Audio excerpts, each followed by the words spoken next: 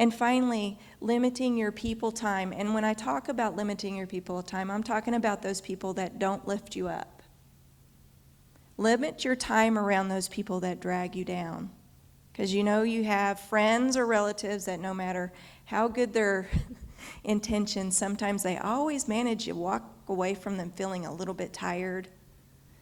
You can handle 1 or 2 of those a day, but if you're around more and more of those people, just kind of pay attention and maybe start to limit your time around those. All right, Tammy's going to run you through some breathing exercises. I hope I didn't take up too much time. So, how many of you exercise or do something on a regular basis? Raise your hand. Awesome. So, raise your hand again. Okay. Half of the room does not. So, I want to explain a couple of things first. Yoga is about mind, body, and soul. Okay? So the brain is an adaptable organ.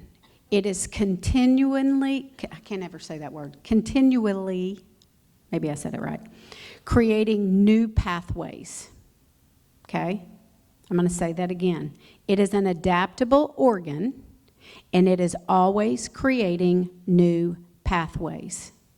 So every time you read something, every time you taste something, every time you deep breathe, every time you move, you're making new pathways. We're at an Alzheimer's dementia forum because there is no cure for this disease. However, we can also help you protect the part of the brain that has not been affected yet. Okay? So, research encourages exercise to challenge the brain to create the new pathways known as cognitive training. Yoga does exactly that. Okay? And I'm going to show you a couple of things. Yoga engages different parts of the brain on various components, practicing breathing, movement, postures, and concentration. Very simple. The body.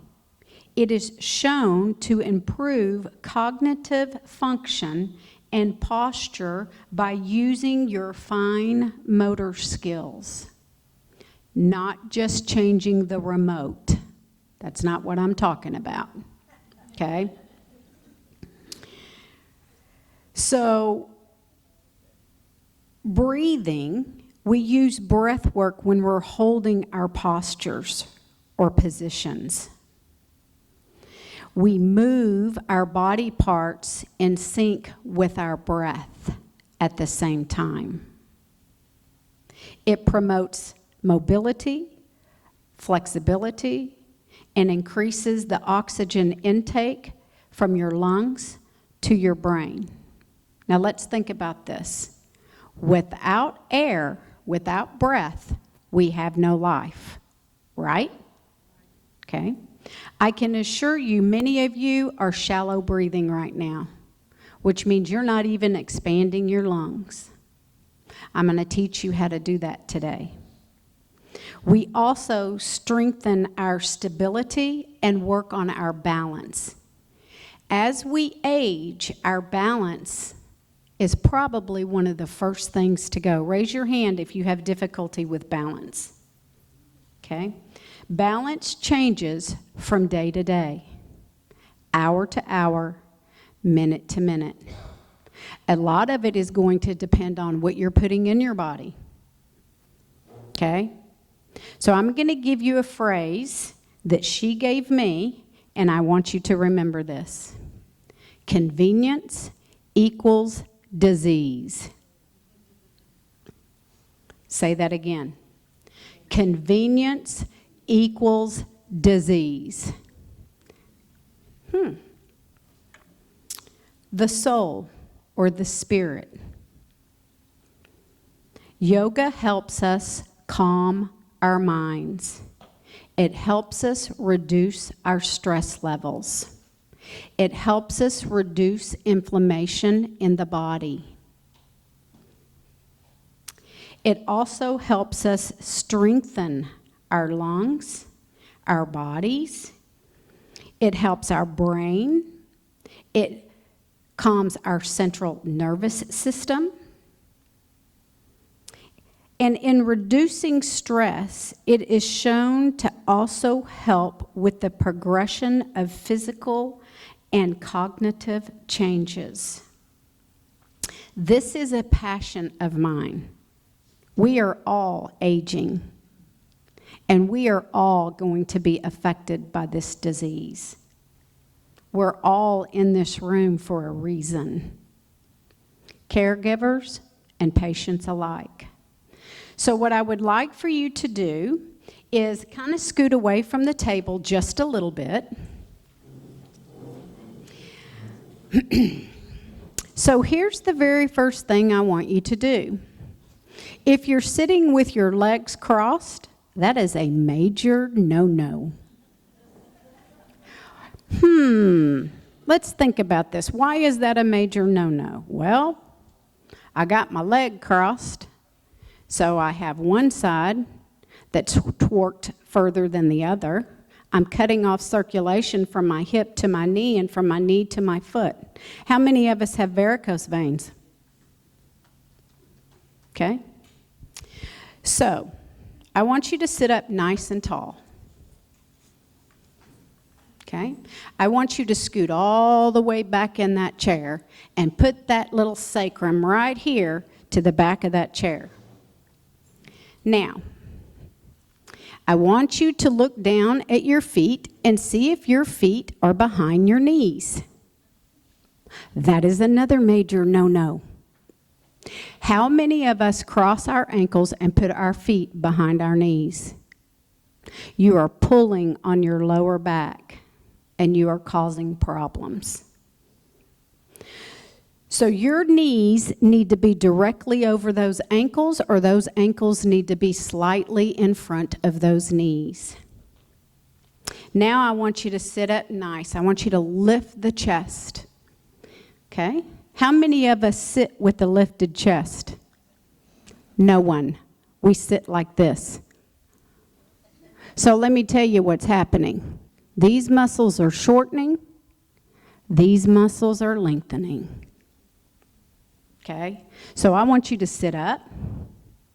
I want you to close your eyes. If you can, for those of you that do not suffer with Mears disease or vertigo, if you do, you're going to look straight down so that your eyelids can keep your eyes moist. I want you to take a nice long inhale through your nose, mouth closed. Open that mouth and exhale with a sigh. I want you to inhale through that nose, expand those lungs, wrap that air all the way to the back, and hold. 3, 2, 1. Exhale, deep sigh. Inhale. Hold. 5, 4, 3, 2, 1. Exhale, deep sigh. That's just the beginning. Now open your eyes. So now we're going to add a little bit of core work. This is what we teach 3 days a week. Monday, Wednesday, Friday. So now you're going to close your eyes.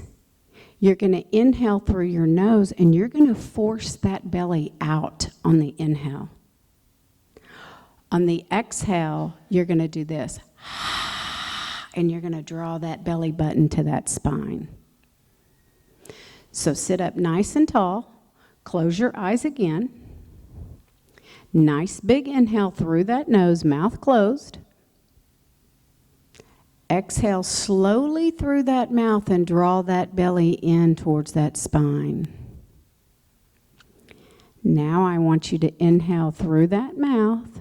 Wrap that air all the way around those lungs. Hold. Exhale through that mouth. Draw that belly in. Inhale through that nose. Push that belly out. Hold. Exhale through that mouth. Draw that belly in. Inhale through that nose. Push that belly out. Hold. Exhale through that mouth. Draw that belly in deep. Now I want you to very slowly open your eyes. I can guarantee you everybody's stress level just dropped about 25%. And all you did was use your breath. So when you're in a stressful situation with your loved one, I want you to go to this breath. You're going to inhale and you're going to hold, and then you're going to exhale. Many of us are shallow breathers. We're getting extra oxygen to our brains that we did not have before. If you're yawning, that's why you're yawning. It's not because you're tired. It's because you're getting oxygen to parts of the body that you didn't have before. Okay? Now we're going to do some simple movements, okay, for just a second. Hold that. So what I want you to do is just put your arms or the middle finger right here on these elbows. Shoulders. Shoulders. Middle fingers on shoulders. She knows this about me. I'm a little dyslexic, and all my yogis know that too. Look, they're all nodding. So what I want you to do is just make a circle. Big circles. Big circles. But I want you to soften your shoulders. Relax. Just relax. Okay? Now I want you to bring those elbows to the side. Now you're going to bring those elbows together. Take those elbows out, lift those elbows up, exhale down, inhale forward, exhale out, inhale up, exhale down, inhale forward. Now relax those arms forward, turn those palms together, inhale up, really reach, exhale forward. Now I want you to inhale, and you're going to inhale through your nose. You're going to push that belly out. You're going to lift those arms up. Now I want you to notice what you feel. You're going to exhale, lower those hands down to the side. Draw that belly in deep to that spine. Inhale, push that belly out. Bring those arms up. Exhale through that mouth. Draw that belly in towards that spine. Now I want you to relax. If we have a weak core, we're going to have a weak back. If we have a weak back, we're going to have a weak core. I just showed you how to strengthen your core and your lower back just using your breath, working those organs, and pushing toxins out, but bringing oxygen back in. Okay? So, Monday, Wednesday, and Friday, First United Methodist Church in Mineola. It's a donation basis only, period. If you can't give, you don't give, but I want you there, okay? The other thing that Sandy and I, and first of all, I want to thank Kay. Kay took the ball and ran with it.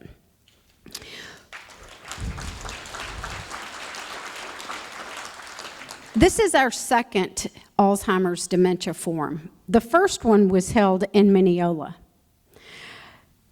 Kay and I are partnering together because our dream is to have an adult daycare for our caregivers.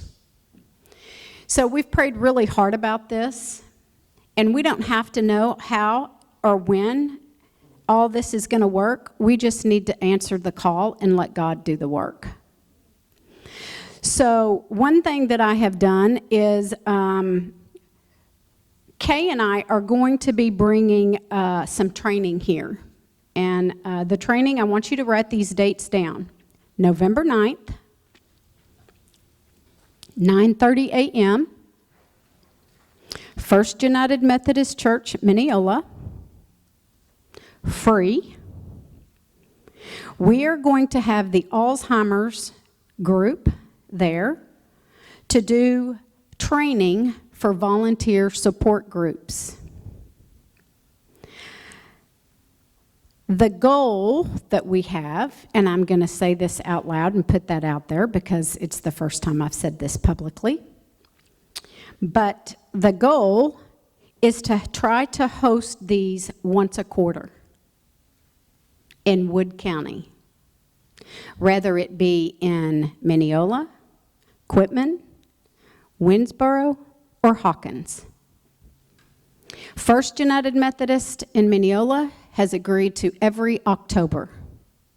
My prayer is that June, that Quitman will every October. I'm hoping that Sandy's church will in January in Winsboro, and I'm hoping that the church in Hawkins will in the spring. I'm also hoping that each forum we will be able to add and increase and build off of the previous forum. So you may see us several times, but I want you to remember that it's also the first time that someone has ever been to a forum, okay? So November 9th, 9:30 a.m., First United Methodist, Mineola, they are going to come and do some training. It's free of charge. I met Tammy last year at my first forum. I have been affected by this disease because my mother-in-law is affected by this. And I have watched a decline. There are two types of family members. Those that are caregivers that want to fix it and help. And then there are those that, I don't want to know. That's not happening to us. It's not as bad as they say it is. Well, it is. So, this is a disease that affects us all. It affects our families, and it affects our communities. And we are living in Wood County in a retirement community, and it blew my mind that we didn't have anything here for our loved ones. And that's going to stop if I die trying. So, if you're interested and you want to be a part of this group, and this is important to you, please come to the November 9th training, okay? Because it's going to take a team of volunteers.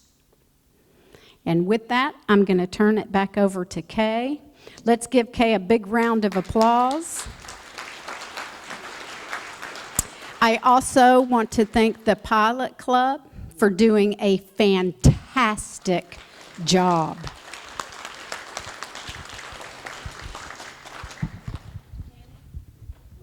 Yes, ma'am.